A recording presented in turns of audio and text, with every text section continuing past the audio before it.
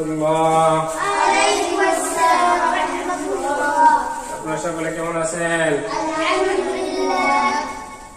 আজকে আমরা সপ্তম তবকা পড়ানো শিখবো। ছাত্রদেরকে কিভাবে সপ্তম তবকা পড়াতে হবে আজকে আমরা এই ক্লাসে শিখবো। সকলে পড়ে দেখতে থাকেন।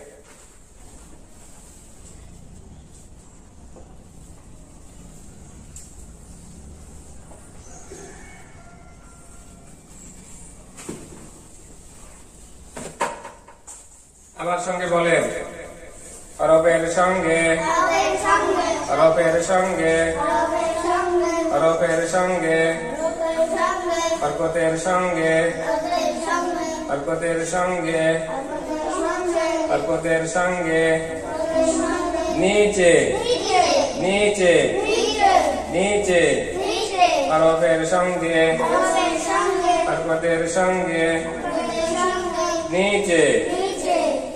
আমি এখন হাতে প্রশ্ন করব, আপনারা মুখে উত্তর দিবেন।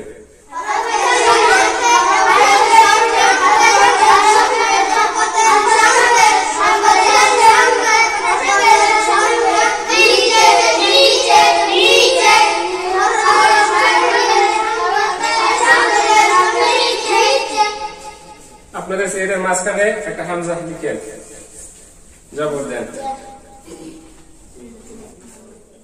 আমি এখন মুখে প্রশ্ন করব, আপনারা হাতে উত্তর দিবেন। হরফের সঙ্গে হরফের সঙ্গে হরফের সঙ্গে হরকতের সঙ্গে হরকতের সঙ্গে হরকতের সঙ্গে নিচে নিচে নিচে হরফের সঙ্গে হরকতের সঙ্গে নিচে। হরফের সঙ্গে হাত রাখেন।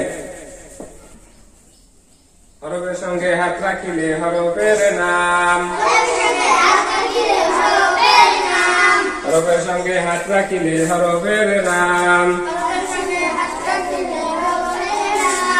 হরফের সঙ্গে হাত রাখিলে হরফের নাম।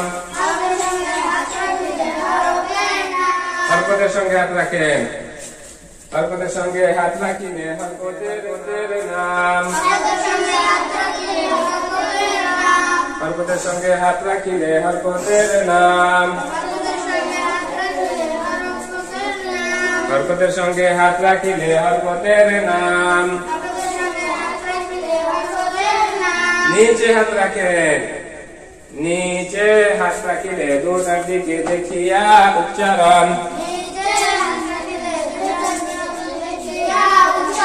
নিচে হাত রাখিলে দুটার দিকে দেখিয়া উচ্চারণ।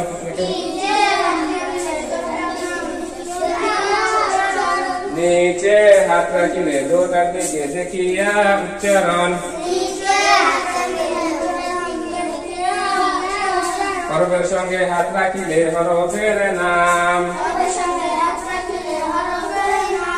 হরকতের সঙ্গে হাত রাখিলে হরকতের নাম।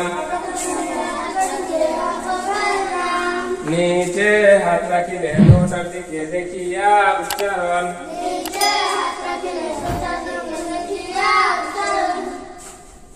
এভাবে সপ্তম তবকা। সপ্তম তবকায় 4 কাজ। কয় কাজ? 4 কাজ। সিলেট পরিষ্কার করে